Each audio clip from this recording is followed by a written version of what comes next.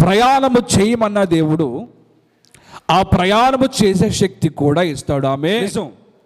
నీవు దేవుని వాక్యము విని ఆ వాక్యము అంగీకరించగా నీవు ఏదైతే గెలవలేననుకుంటున్నావో, నేను ఏదైతే జరగదు అనుకుంటున్నావో, దేవుని యొద్ద మొరపెట్టగా ఏ పని అయితే దేవుడు చేయమని చెప్పాడో ఆ పని చేయుటకు శక్తి కూడా దేవుడే కలుగు చేస్తాడు.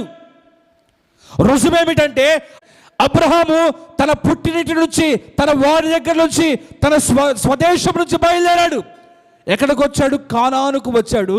ఈ మార్గంలో ఏమైనా జరగచ్చు, కానీ ఏ హానియు జరగకూడదని దేవుడు నిర్ణయించుకొని దేవుడే తీసుకొని వచ్చాడు. ఆమేన్. ఆజ్ఞ ఇచ్చువాడు ఆయనే, ఆ ఆజ్ఞ చేయుటకు శక్తి ఇచ్చువాడు ఆయనే. నీవు కేవలం విశ్వసించి నడిస్తే చాలు. హల్లెలూయా, ఆమేన్. ఆజ్ఞ ఇచ్చింది ఎవరు? ఎలమని ఆజ్ఞ ఇచ్చి అబ్రహామా నీవు అక్కడికి వెళ్ళమని చెప్పింది ఎవరు? దేవుడు. సరేనయ్యా వెళ్తాను.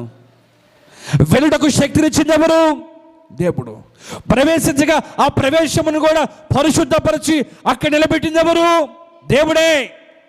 నేను మీతో పదే పదే చెప్తున్నాను, ఆ స్వరముకు శక్తి ఉన్నది.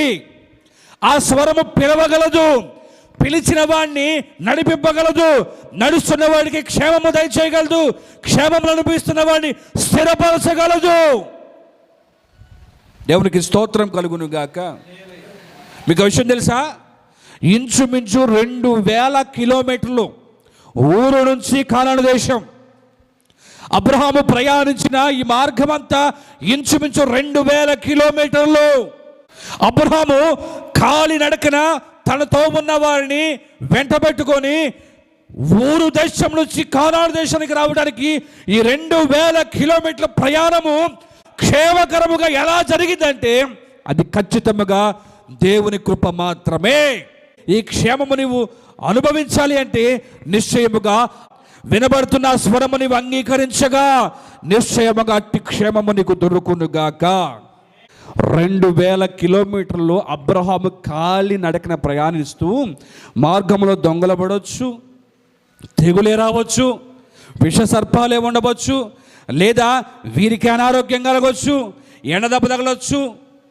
వీటన్నిటిని లెక్క చేయకుండా అబ్రహాము వినబడిన స్వరం మీద నమ్మకం పెట్టుకొని నడవగా గమ్యానికి చేర్చబడ్డాడు. మీకెందుకు భయం? నడిచేది మీరు కాదు, ఎవరు నడిపించేది? ఆయన.